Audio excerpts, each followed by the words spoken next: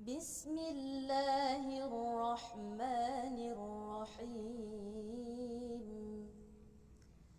شهر رمضان الذي أنزل فيه القرآن هدى للناس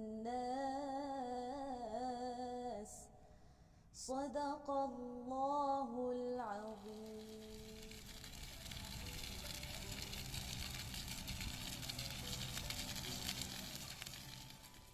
Assalamualaikum warahmatullahi wabarakatuh. Alhamdulillahi rabbil alamin wa bihi nasta'in ala umurid dunya waddin wassalatu wassalamu ala asyrafil anbiya'i wal mursalin wa ala alihi wa sahbihi ajma'in. Muslimin, muslimat yang dikasihi Allah sekalian, ada 3 perkara yang menjadikan Ramadan begitu istimewa. Yang pertama, as-siyam, yakni ibadah puasa yang telah difardukan ke atas setiap muslim.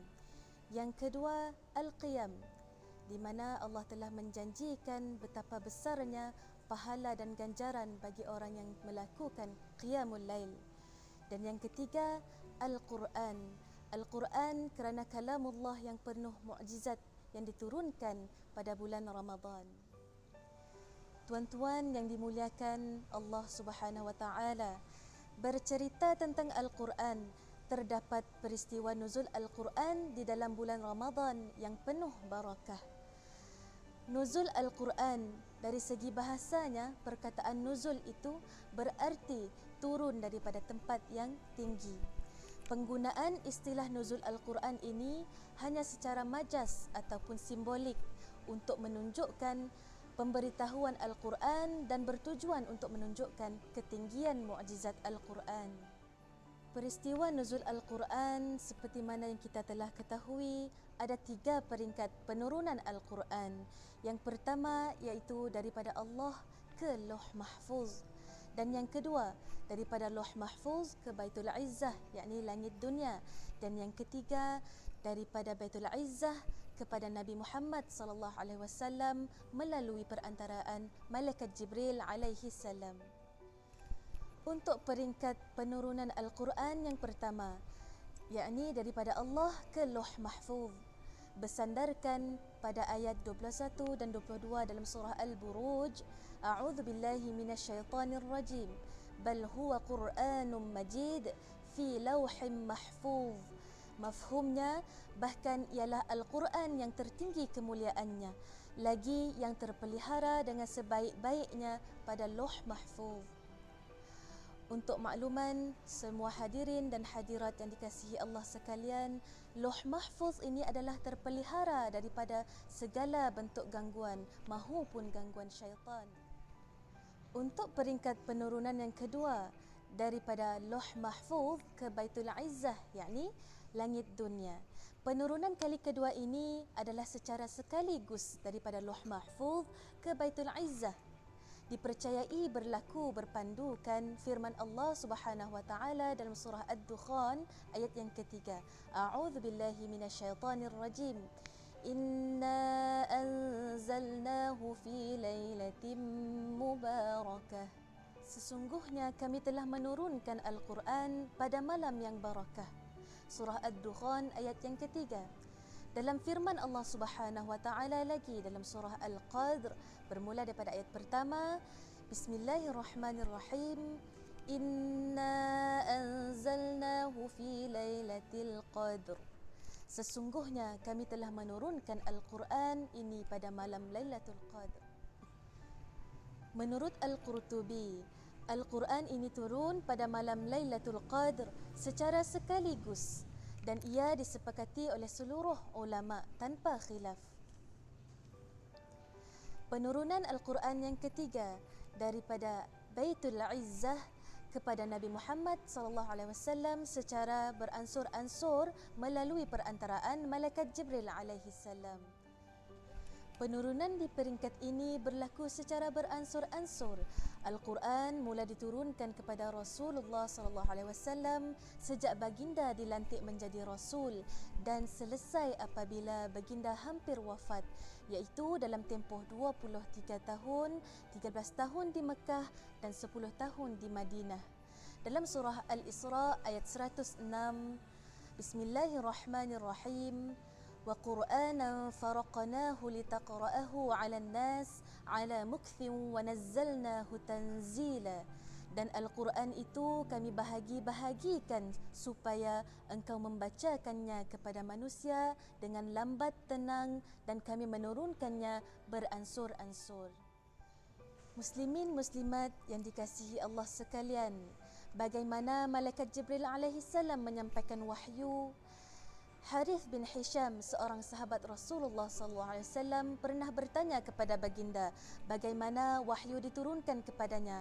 Rasulullah SAW bersabda, kadang-kadang wahyu datang kepadaku dengan gema desingan bunyi loceng dan ini amat berat bagiku. Dan sementara bunyi itu hilang, aku mengingati apa yang disampaikan kepadaku. Kadang ia datang dalam bentuk jelmaan malaikat kepadaku, menyerupai lelaki, bercakap denganku dan aku menerima apa sahaja disampaikannya kepadaku.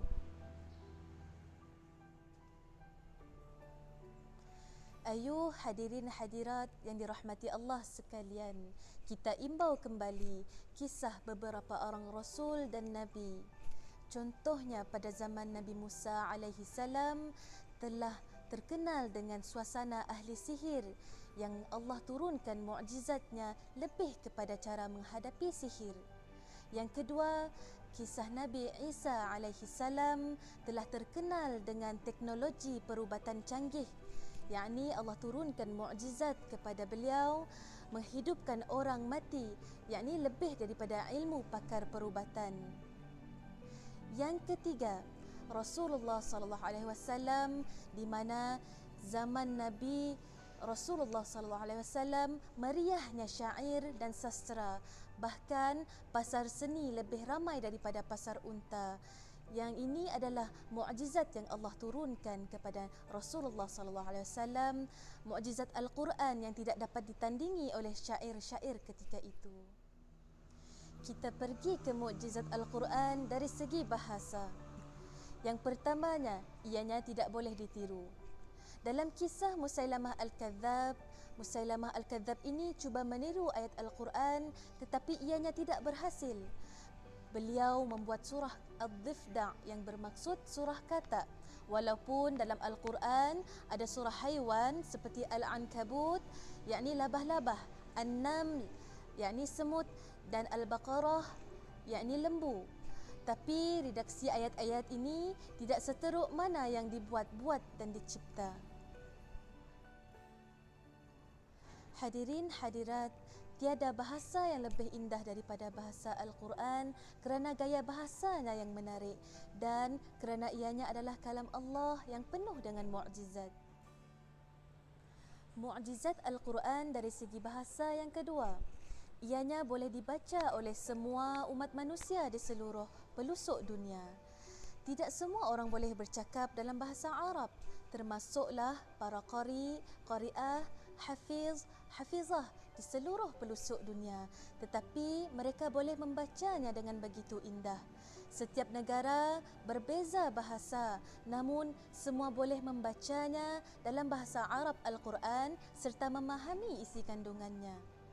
Mukjizatnya adalah kita boleh membaca Al-Quran, boleh membaca bahasa Arab Al-Quran juga walaupun kita tidak faham isi kandungan ayat Al-Quran tersebut.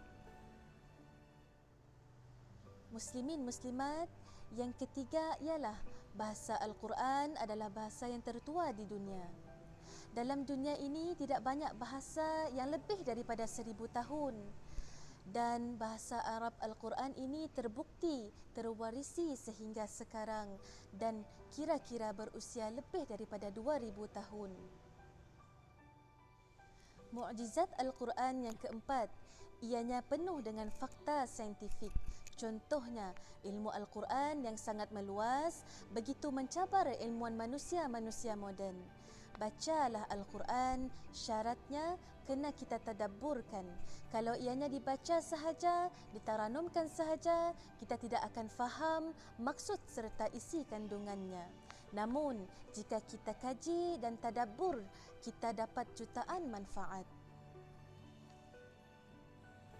Muslimin muslimat yang dirahmati Allah sekalian, oleh itu bacalah Al-Quran, tadabburilah Al-Quran dan jadikan ianya sahabat dan pendamping kita di dunia dan memberi syafaat di hari akhirat kelak. Sekian sahaja perkongsian berkenaan dengan nuzul Al-Quran dan mukjizat Al-Quran daripada saya.